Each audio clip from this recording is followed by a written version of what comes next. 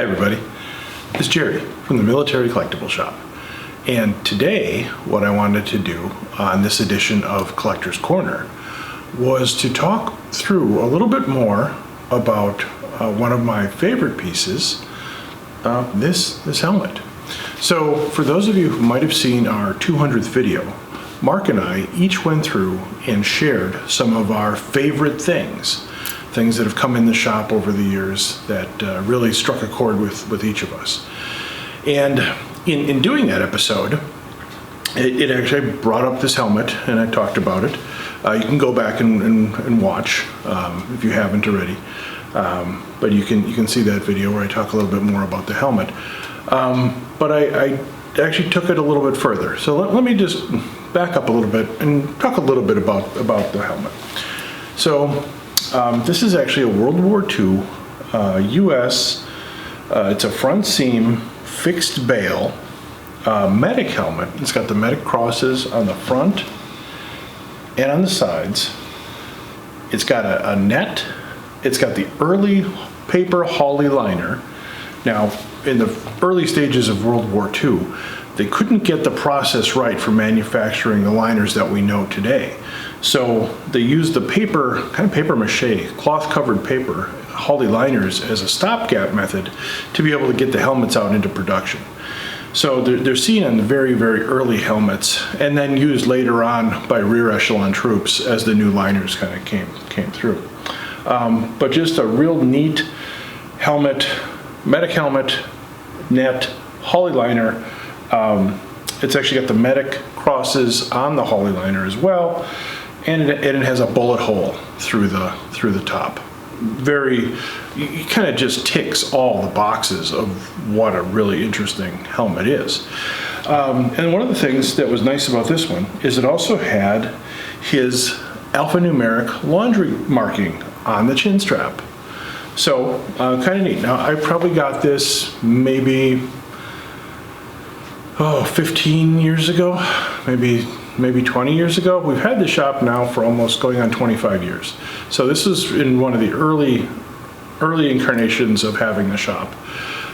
We were just a little bitty shop on the corner, and I remember coming in, and I remember it was in a paper grocery bag, and I remember just shaking as I pulled it out because I could tell it had a net. I knew it was a fixed bale. I could see the Holly liner. Just everything a helmet collector like myself would want in a helmet. Okay, so fast forward to now, where I was thinking about some of my favorite things and pulled this one out, did the episode, and I thought, I got it out. Let me just see if I can run the laundry mark, because now, because I'm a member and actually a moderator of the U.S. Military Forum. And if you're not on the U.S. Military Forum or its sister site, the World Military Forum, I highly recommend that you join both forums. It's free, a ton of information. I know they do have a Facebook page too, but for me, the website is really where the core of information resides. So usmilitaryforum.com. You can Google it, you'll find it. Anyway, on there's some hints about researching items and doing some research. So one of the things that actually one of the members, I believe, had actually set up is there's actually a database of laundry numbers. Now the thing with the servicemen's laundry numbers is it's the last letter of their last name, or the first letter of their last name, and the last four of their service number. So it's not a complete information there. So you're shooting a little bit in the dark. So, but I ran the name. And typically when you punch in under the laundry thing, a list of maybe 300 people comes up. Because you're gonna get everybody that has that numeric combination with that last name letter. So I thought, okay, well, let's try it. Anyways, I ran it. I think I got about 70 hits, but one of the guys was from Milwaukee. Okay. Let's start there. Sometimes you can kind of guesstimate where something had come from, and in the surrounding areas. Could have been from Chicago, could have been from Madison, could have been from Green Bay. But I thought, okay, the Milwaukee hit. So I then chased it, and I found a name. Okay, and that's actually as far as I went before handing it off to our crack research team. One guy that we have on staff. We call him M2. That's his code name. But anyways, he ran the research for us, as he does with a lot of our things. He's a fantastic researcher, and kind of knows which buttons to push and levers to pull to get the pertinent information. So anyways, he came back with, as he usually does, with a little folder of information on the guy. And so just some really nice information. Here's the little folder. So some of the typical things that come up when you're researching it, we get a lot of the personal information, when he was born,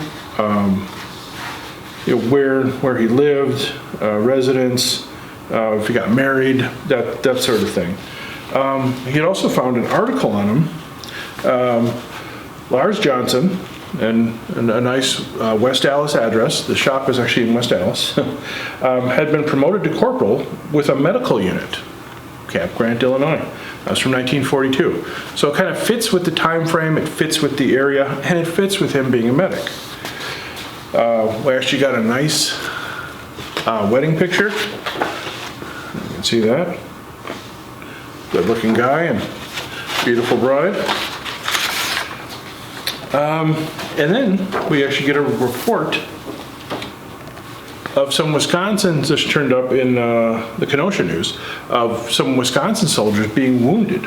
So several soldiers were wounded in various places. The interesting thing, down at the bottom here, PFC Lars Johnson, Milwaukee, was wounded in the North American area.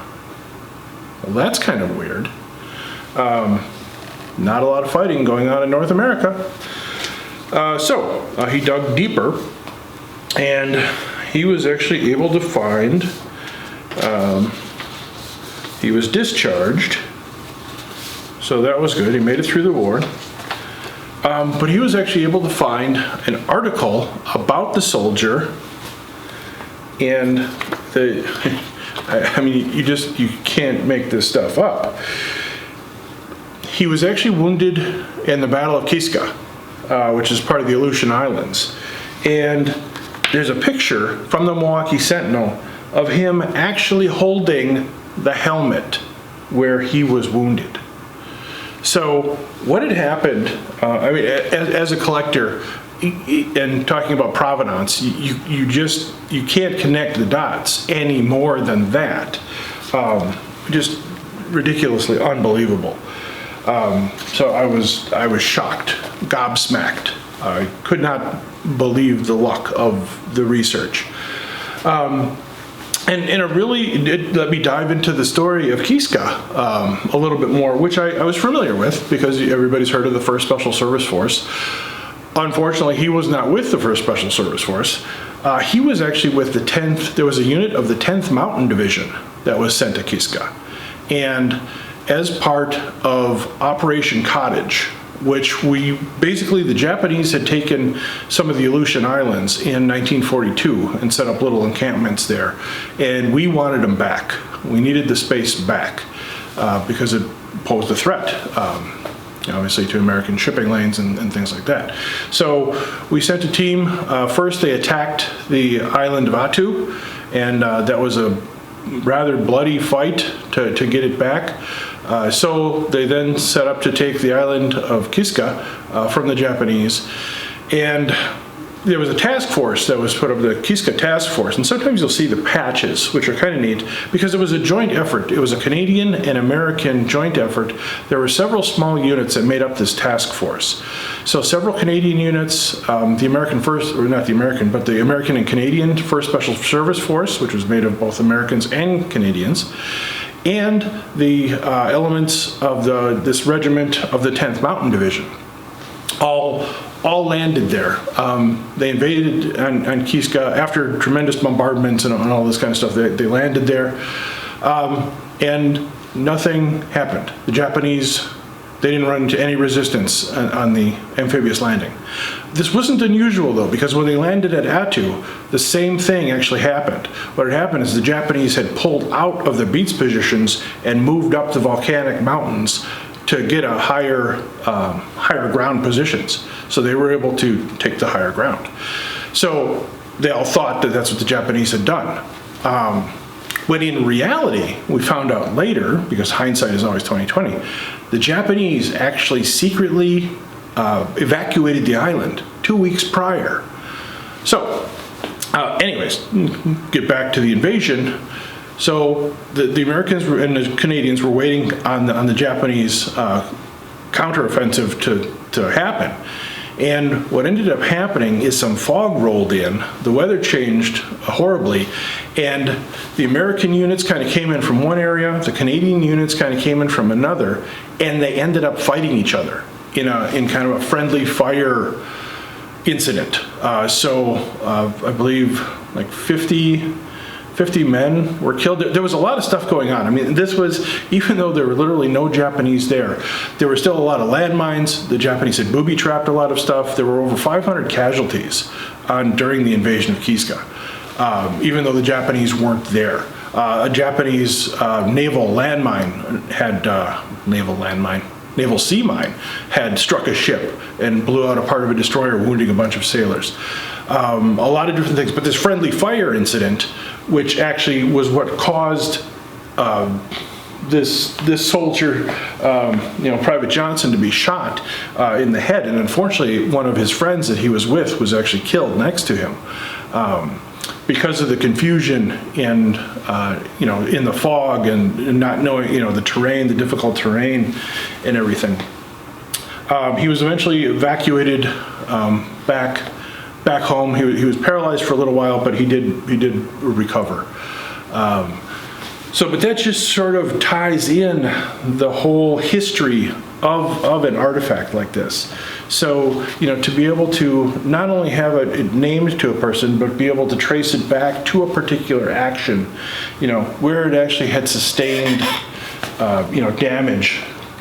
We've got an entry hole. Thankfully, it was a high enough entry hole where it just kind of rode the rim and came out the other side. Not uncommon. I've seen other helmet hits like that where they kind of ride over the liner, but still it managed to mess up his head. And to find, this kind of documentation, where the soldier is literally holding the same helmet that you have in your hands, 80 some years ago. It's a weird experience.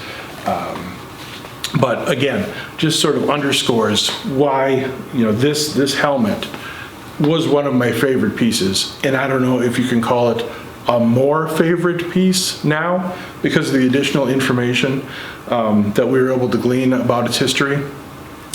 Again, 10th Mountain Division at Kiska, shot by the Canadians. Oh well, yeah, it happens. But just a very cool piece, and I'm so honored to be able to have this in my own collection and to be able to share it with you, because as we know, so much of this collecting hobby is being able to share the pieces that we have with other people. So I'm very grateful that I'm able to share this with all of you, and I hope you appreciate this as much as I do. And I hope it inspires you to research those pieces that you can. Check the laundry numbers, do the research. If something's got a name, see what you can find out. Try to find the history behind the piece, because in the end, it's the history that matters. Okay, thanks for joining me. I'm Jerry from the Military Collectible Shop, and we'll see you again soon.